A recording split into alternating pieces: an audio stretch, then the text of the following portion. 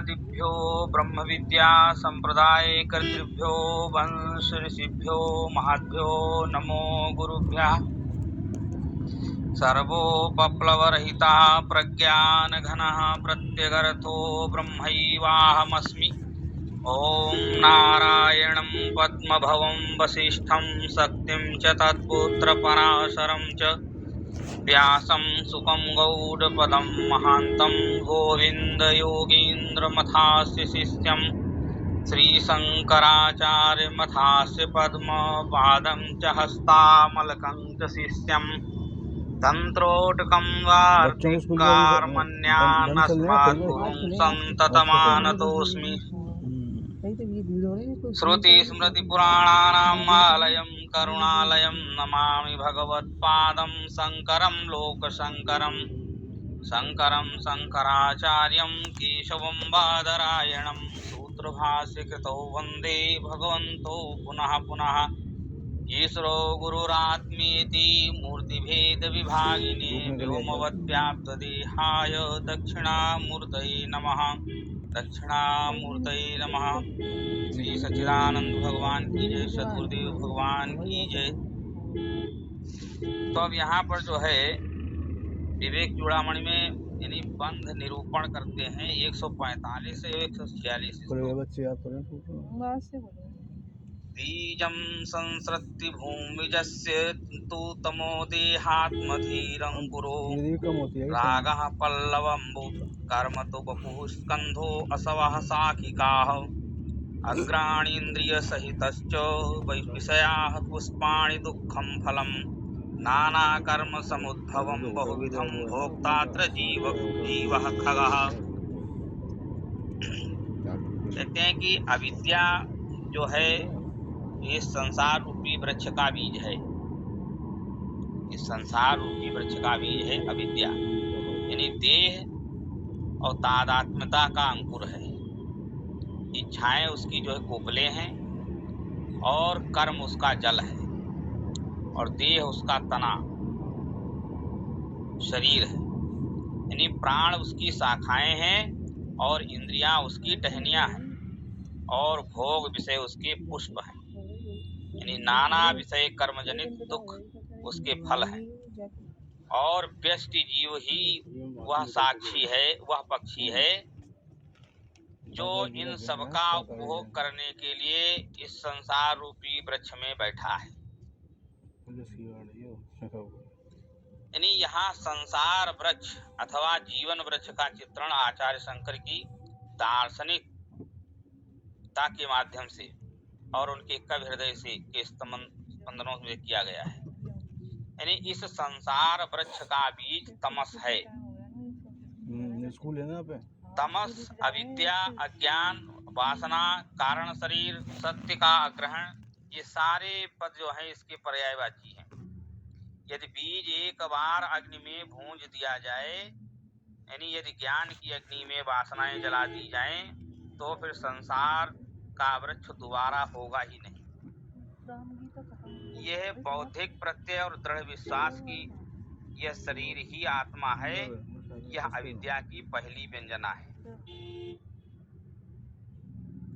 इसीलिए कहते हैं कि यह संसार वृक्ष का अंकुर है। अंकुर के बाद जो कोपलें फूटती हैं वे ही इच्छाएं हैं उसकी। यानी अपने आत्म स्वरूप का ज्ञान न होने के कारण, यानी तब तक मैं अपने को देह ही मानता हूँ और जब मैं देह हूँ तो स्वाभाविक है कि उसकी रक्षा करना चाहता हूँ। इसलिए मैं चाहता हूँ कि रट शुरू हो जाती है। यानी इच्छाएं दो रूप में अव्यक्त होती हैं। कैसे? राग और द्वेष, यानी दो कोपलें। अब इस स्तर पर यानी इस क्षण में भी वृक्ष के विकास को निरुद्ध किया जा सकता है। यानी अंकुर को नष्ट करके अथवा कम से कम उसको पानी देना बंद करके, यानी शरीर संबंधी इच्छाओं को पूरा करने के लिए अहम केंद्रित, स्वार्थ पूरित, नाना विधि कार्य करना ही इस पेड़ को पानी देना है। इसलिए इस बिंदु पर यानी पानी देना बंद करके वृक्ष को रोका जा सकता है। यदि पानी देना बंद नहीं कर सकते हो तो वो 2 बूंद नाइट्रिक एसिड डाल करके एक चतुराई कर सकते हैं। यानी अहम भाव से किए जाने वाले इन कार्यों में अगर हम समर्पण भाव की 2 बूंदे डाल दें तो वृक्ष बहुत शीघ्र ही नष्ट हो जाएगा। इसलिए बीज वासना को नष्ट करने के लिए निष्काम कर्म की सलाह दी जाती है। यानी इस संसार वृक्ष का स्कंध या तना या देह है, यदि कार्य सकाम भाव से किए जाएं तो वृक्ष दिन प्रतिदिन मजबूत होता जाता है और स्कंध बन जाता है। यानी जो कि हमारा स्थूल शरीर है, शाखाएं प्राण है। प्राण 5 बताए गए हैं, प्राण, अपान, समान, व्यान, उदान। इसी प्रकार जो है, जिस प्रकार शाखाएं स्कंध को पुष्ट करती हैं, उसी प्रकार जीवन कर्म की यह 5 प्रमुख शाखाएं यानी प्राण देह और देह कर्मों को गतिशील बनाए रखती हैं। और इंद्रियां ही संसार वृक्ष की टहनियां हैं, यानी इनकी सत्ता प्राण पर निर्भर करती है। यदि शाखाएं काट दी जाएं तो टहनियां नहीं रह सकती, और यदि प्राण विदा ले लें तो इंद्रियां कुछ भी नहीं कर सकती। इसलिए इंद्रियां 2 प्रकार की होती हैं, यानी एक ज्ञानेंद्री, दूसरी कर्मेंद्री। यानी एक बाहर संसार से हमारे पास ज्ञान लाती है और दूसरी जो है उसके अनुकूल तदनुकूल प्रतिक्रियात्मक कर्म करती है। यानी इसी विशेषता के कारण दोनों को ज्ञानेंद्रियां और कर्मेंद्रियां नाम दिया गया है। अब भोग विषय संसार वृक्ष के पुष्प हैं, फूल हैं। हर ज्ञानेंद्रिय का अपना अपना विषय है। हर डगाल के यानी अपने फूल होते हैं, जैसे हर डाली पे अपने फूल होते हैं। भोग विषय के निम्नांकित वर्ग किए जा सकते हैं, जैसे शब्द, स्पर्श, रूप, रस, गंध। यानी यह वर्गीकरण ज्ञानेंद्रियों के ऊपर निर्भर करता है, जैसे पुष्प टहनियों पर निर्भर करते हैं। अब अहम केंद्रित भाव से विभिन्न मुद्राओं यानी मूडों में किए गए नानाविध यानी अनंत कर्म यानी क्लेश दुख ही संसार वृक्ष के फल हैं। और जब कभी भी कोई व्यक्ति जो है किसी विषय के प्रति आकृष्ट होता है, उसका आकर्षण होता है, तो उस आकर्षक तत्व की संवेदना ज्ञानेंद्रियां ही लाती हैं। यानी पहले तो व्यक्ति को उसे पाना चाहता है और फिर उसके उपभोग की भूख उसको लगती है, तब कर्मेंद्रियों का आश्रय लेकर के कार्य करता है। और प्रत्येक क्रिया की प्रतिक्रिया अवश्य होती है, तो भोग विषय रूपी फूलों से प्रादुर्भूत फल ही कर्म फल हैं। अब कर्म अनेक प्रकार के होते हैं, सतोगुणी, रजोगुणी, तमोगुणी। अब इन तीनों गुणों के अनुसार सात्विक, राजस, तामस आदि कर्म होते हैं। इसलिए कर्म फल हमेशा ही दुखद होते हैं। यदि परम स्थिति अर्थात शाश्वत सुख स्थिति की दृष्टि से आप देखें तो संसार के विषय भोगों से प्राप्त क्षणिक सुख, क्षणिक आनंद और दुख वास्तव में दुखद ही है। फिर फलों में बीज भी निहित होते हैं। इसका मतलब यह हुआ कि कर्म फल वासना से भी भरे हुए होते हैं, और वासना ही तो भाव चक्र के लिए बीज है।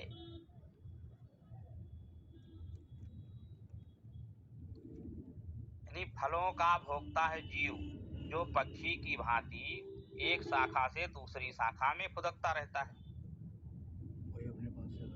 अब फलदायी वृक्ष की सार्थकता तभी है यानी जब फलों के उपभोक्ता हों।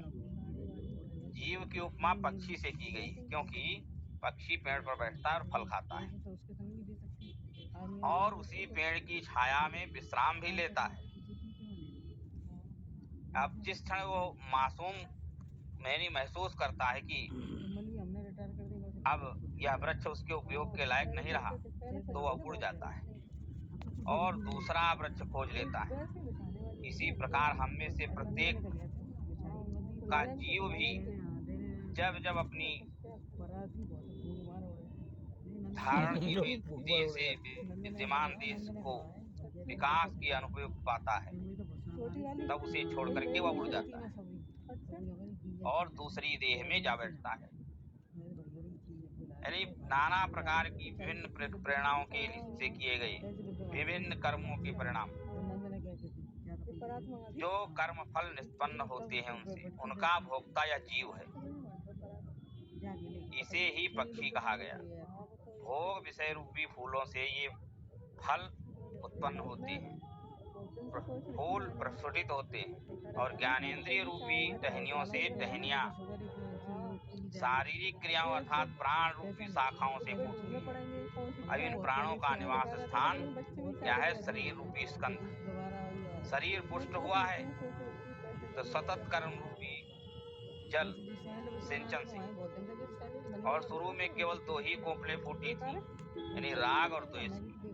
अब ये कोपलें इस ग्रंथ रूपी, इस प्रत्यय रूपी अंकुर से उद्भूत हुई थी कि मैं देह हूँ, और यह प्रत्यय आत्म स्वरूप के तमसाच्छादित होने के कारण अविद्या रूपी बीज से आविर्भूत हुआ है। अज्ञान मूलो अयमनात्म बंधो नैसर्गिको अनादिरनन्तैरितः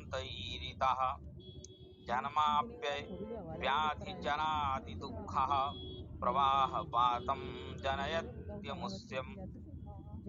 अब देखिए इस 146वें श्लोक में पूज्यपाद आचार्य शंकर कहते हैं कि अनात्मा द्वारा निर्मित या एक बना तो उसमें आते, 2 बना तो उसमें आते, वो 2 बनाने पड़ते।